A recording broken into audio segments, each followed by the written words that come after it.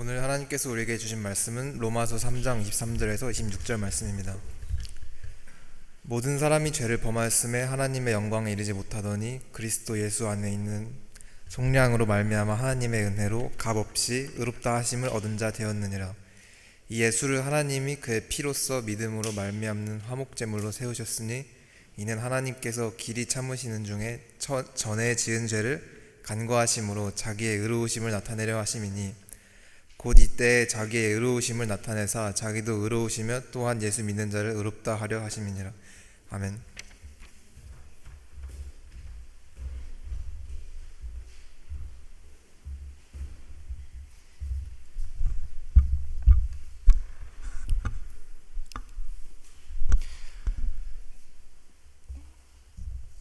네, 세상에 종교가 많죠. 같은 부분도 있고 다른 부분도 있고 참 많은 종교들이 있습니다. 그런 뜻으로 생각할 때 기독교도, 우리가 속한 이 믿음의 종교도 여러 종교 중에 하나, 다른 종교들과 같은 부분도 있고 다른 부분이 있는 그런 종교들 중에 하나라고 생각하는 그런 경향이 우리 예수를 믿는 사람들 가운데도 있습니다. 생각은 그렇게 안 하지만 실제적으로는 삶 가운데 교회를 그렇게 대하고 있는 경우를 많이 볼 수가 있어요. 그렇지 않죠. 피상적으로 보면 그럴 수도 있지만 그 깊은 의미에서는 절대로 그렇지 않다. 저 옆에 있는 사람들이 여러분에게 소중한 사람들이요, 그 사람들이 그냥 사람들 중에 하나인가요? 아니죠. 사람이지만 그냥 사람들 중에 하나가 아니고 나의 사람, 나와 관계하는 사람, 소중한 사람, 소중한 존재가 되는 거예요. 그런데 우리가 하나님을 대하는데 그거보다 못하게 하는 경우가 있다. 잘 생각을 할 수가 있기를 바랍니다. 왜냐하면 기독교에는 다른 모든 종교와 같은 종류로 그 중에 하나로 취급될 수 없는 아주 고유한 요소들이 많이 있어요. 그 중에 하나가 예수 그리스도의 삶과 죽음과 부활입니다. 어느 종교에도, 세상 어느 곳에도 십자가에 달려 죽으시고 다시 사시고 하늘에 오르신 이를 믿고 따르는 것이 없습니다. 또 다른 하나는 오늘 본문이 전하는 내용이고, 그리고 오늘 찬양으로 우리 찬양대에서 아름답게 불러준 그 찬양 주가 하신 일, 거기에 담고 있는 내용으로 화목 제물이신 예수 그리스도예요. 이거를 오늘 우리가 함께 살펴보려고 하는데, 먼저는 말의 문제, 그 다음에 뜻의 문제, 의미의 문제를 같이 살펴보려고 합니다. 내용은 우리가 오늘 들은 찬양만 잘 알아도 알 수 있어요. 화목 제물이신 예수 그리스도의 의미가 무엇인지 그 내용을 잘 담고 있는 찬양의 가사들입니다. 오늘 설교를 통해서 볼 것은 말의 문제와 그리고 뜻의 문제이고 우리의 적용에 관한 건데, 첫째로 말의 문제라 하는 것은 25절을 같이 봐요. 여기 보면 한글이 있고 영어가 있죠. 영어는 ESV 성경이에요. 자, 한글은 작년하고 우리 청년들이 크게 읽어보시고요. 그리고 영어는 우리 청소년들과 혹시 어린이가 있다면 같이 읽어주시면 좋겠습니다. 먼저 한글이에요. 시작. 예수를 하나님이 그의 피로써 믿음으로 말미암는 화목 제물로 세우셨으니 이는 하나님께서 길이 참으시는 중에 전에 지은 죄를 간과하심으로 자기의 의로우심을 나타내려 하심이니. 자, 그 다음에 영어는요, 우리 청소년들과 어린이들이 해보겠습니다. 시작. Whom God prepared as propitiation by His blood to be received by faith. This was to show God's righteousness because in his divine forbearance he had passed over former sins. 자, 한글 성경에서는 화목 제물이라고 하고 영어 성경은 propitiation이라고 이렇게 하고 있는 말이 있습니다. 이 영어 propitiation은 여러분들 우리 청소년조차도 생소하게 들릴 수 있는 말인데 혹시 들어봤어요? 손 들어보세요. 잘못 쓰이면 사라질 말이고 그러나 제대로 쓰이면 우리가 꼭 알아야 되는 말이 이 말이에요. 이 말의 한글 대응 번역은 이 말에 상응하는 한글말은 화목 제물이 아니고 속죄 제물이다. 왜 그런지 알려드릴게요. 조금 더 설명을 해보면 화목 제물이라고 하는 것은 말 그대로 화목을 위한 제물이에요.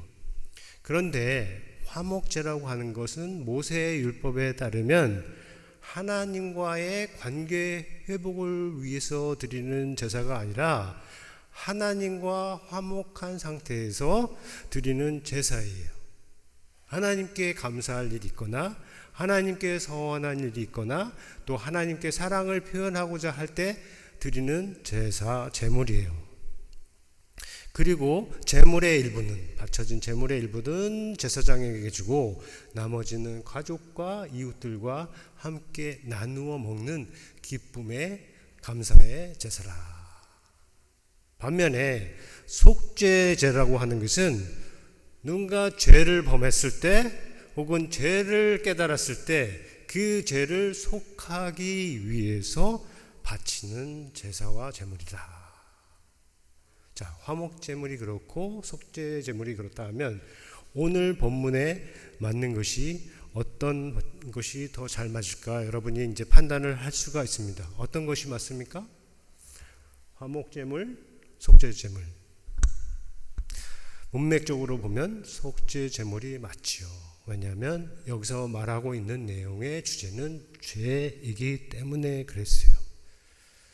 그래서 우리는 이 성경에 쓰여 있기를 화목제목이라고 읽지만 그 뜻은 속죄제물의 의무로 받고 그리고 그런 다음에 이제 하나님과의 관계 회복을 위한 제물이라는 뜻으로 화목제물이라고 우리가 또 이어서 이해를 할 수가 있습니다. 그래서 앞으로 내가 이 뒷부분에서 화목제물이라 하면 그런 뜻으로 여러분이 이해를 해 주시면 됩니다. 그게 말의 문제라면 이제 뜻. 자, 예수 그리스도께서 화목 제물이다 하시는 이 말씀의 뜻이 무엇일까요? 화목 제물이 뭔지는 알겠어요. 그런데 이제 예수 그리스도께서 화목 제물이다 하시면 그 말씀의 뜻이 무엇일까요?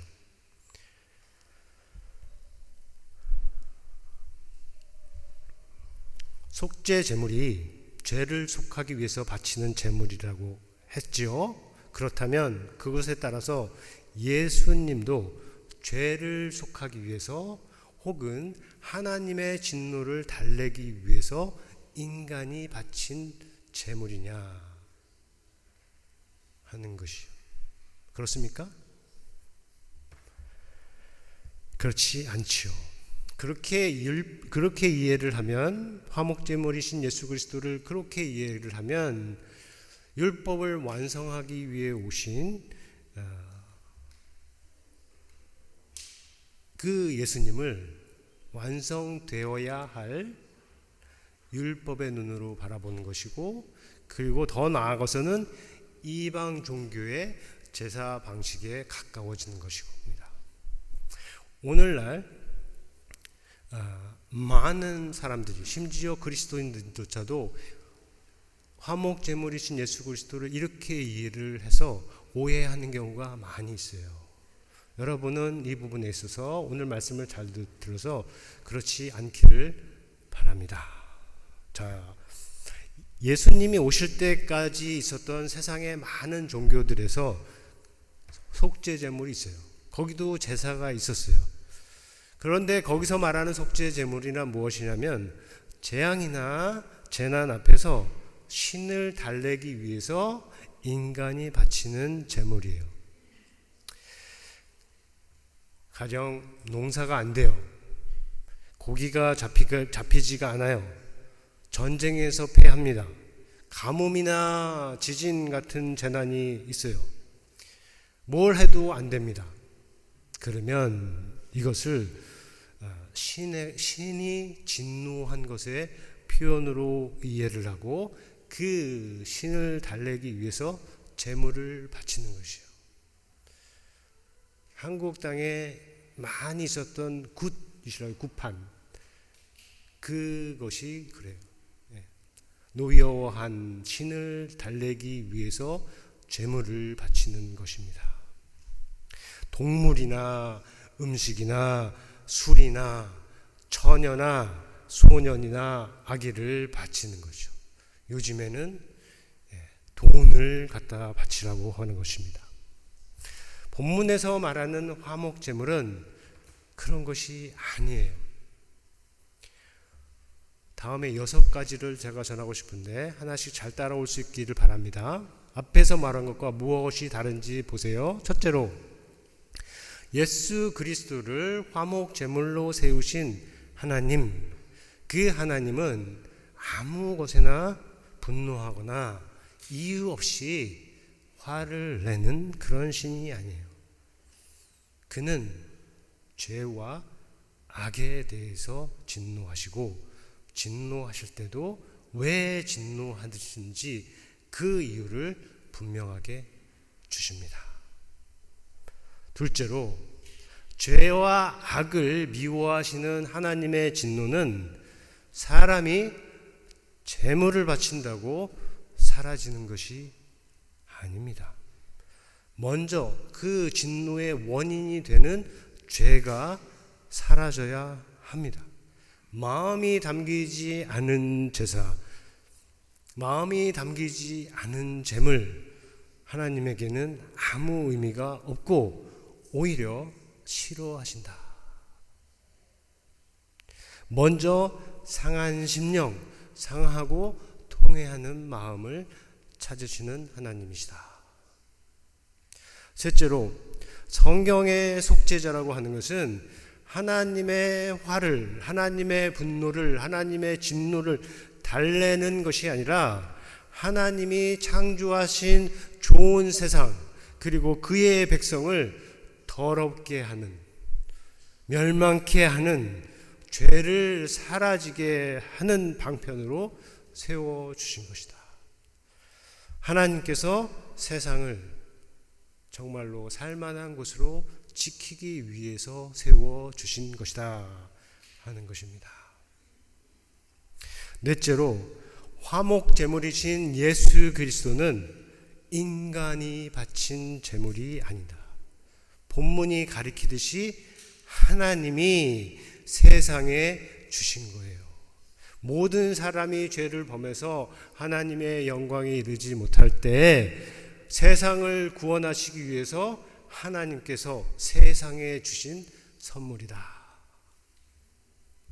다섯째로, 예수 그리스도는 강요나 운명적인 선택으로 화목 제물이 되신 것이 아닙니다. 구약의 율법에서는 죄인들이 제물을 가지고 오는데 제물로 선택된 동물들은 강제로 끌려오는 것입니다. 자기의 의지로 오는 것이 아닙니다. 다른 종교에서도 다 그렇습니다. 그 중에서 사람을 끌고 오는 경우도 많이 있었지요. 유럽에서도 많았죠. 예수 그리스도의 화목 제물 되심은 그렇지가 않습니다. 하나님께서 세상을 사랑하셔서 아들을 보내신 것이고, 아들은 아버지의 뜻에 따라서 순종한 것입니다. 순종에는 강요나 운명이나 우연이 있을 수가 없습니다. 그 중에 하나라도 있다면 그것은 순종이 아니죠. 여섯째로, 화목 제물이신 예수 그리스도 안에서 일하신 분은 하나님 자신입니다. 우리가 이것을 이해하려면 구약에 말씀하신 이 대속죄일과 성막의 구조에 대해서 좀 설명을 하면 여러분에게 도움이 될 수가 있을 것입니다. 성막, 타버나클, 텐트, 이 성막은 성소하고 지성소로 되어 있어요. 큰 부분이 성소이고 작은 부분, 더 깊은 곳이 지성소입니다. 이 지성소에는 대제사장이 1년에 단 한 번만 들어갑니다. 이스라엘 백성 전체의 죄를 속하기 위해서 들어가는 것인데 그 날이 7월 10일 대속죄일이라고 하는 거죠.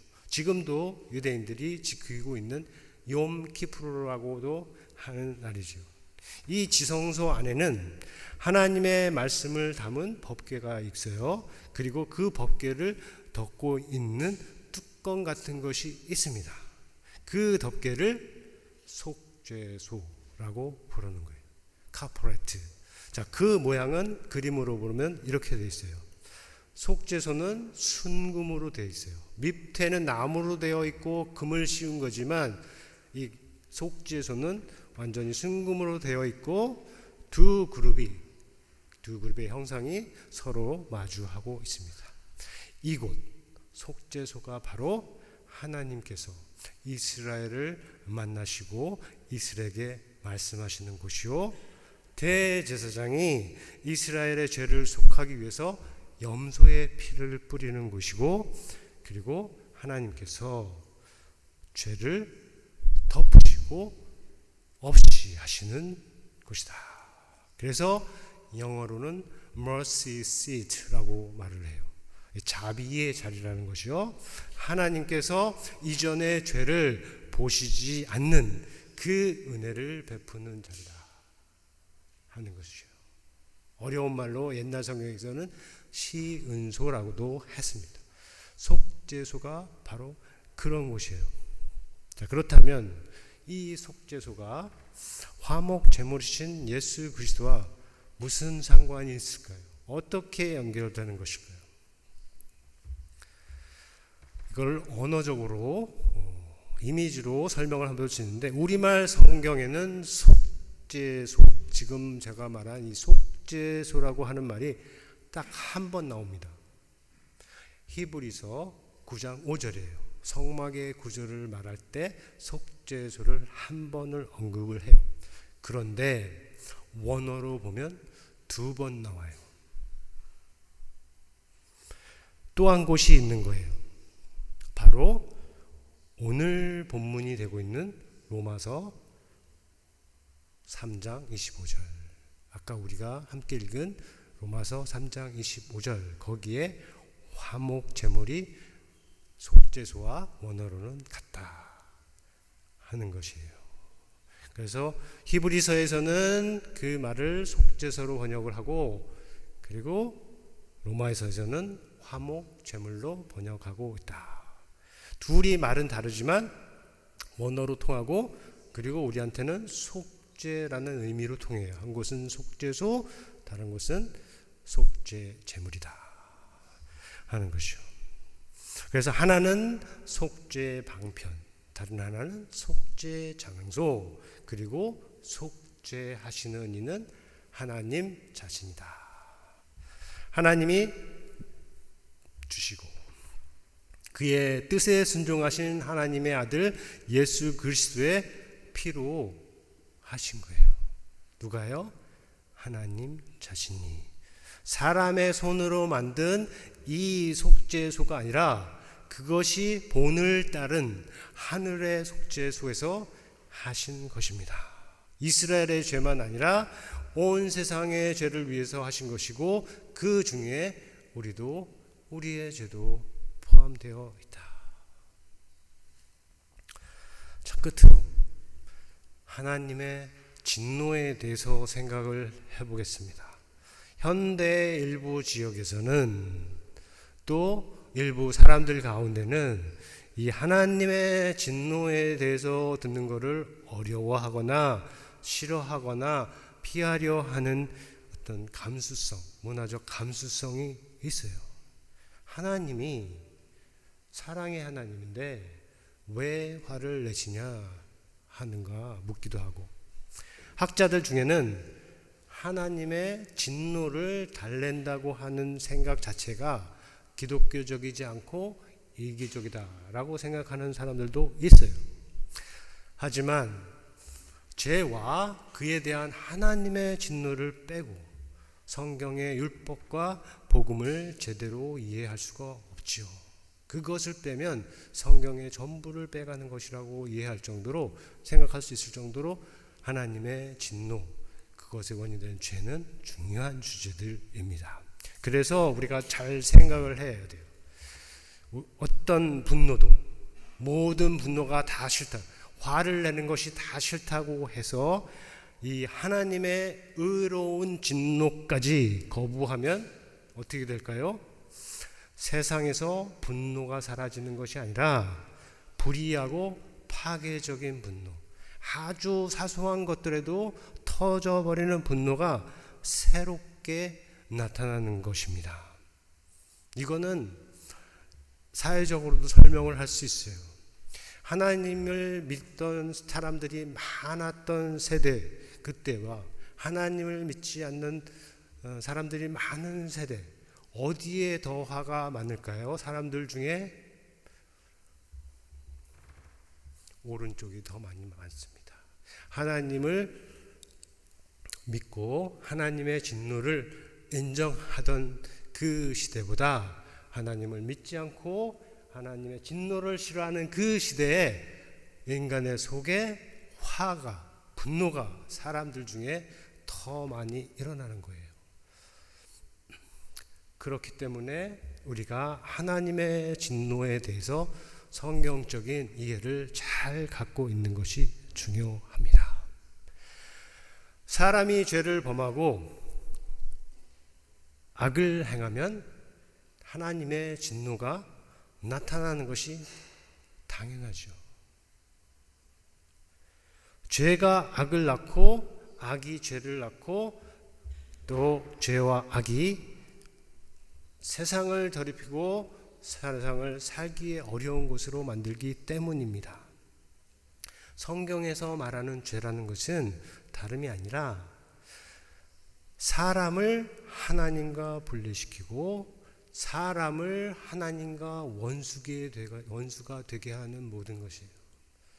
하나님에게뿐만 아니라 사람 사이에서도 사람과 사람을 분리하고 사람과 사람이 대적하게 하고 서로 싸우게, 서로 원수가 되게 하는 것, 그것이 바로 성경이 말하는 죄다.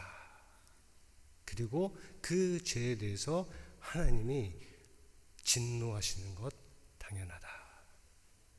그러나 하나님께서 죄를 미워하신다고 해서 죄를 범한 사람도 미워하시는 것이 아니라는 것이 성경의 중요한 메시지예요. 성경을 부분적으로 보면 하나님께서 죄인도 미워하시는 것처럼 보일 수가 있습니다. 그런데 그 부분조차도 성경의 전체 맥락에서 보면 그렇지 않아요. 모세의 율법에 주차 나와 있는 세상을 향한 하나님의 가장 크신 뜻은 아무리 큰 죄를 범한 사람이라고 하더라도 모두 회개하고 구원을 받는 것이에요. 그것이 성경에서 특별히 예수 그리스도 안에서 보여주신 하나님의 뜻인데, 자, 어떻게 그렇게 하실 수 있을까요?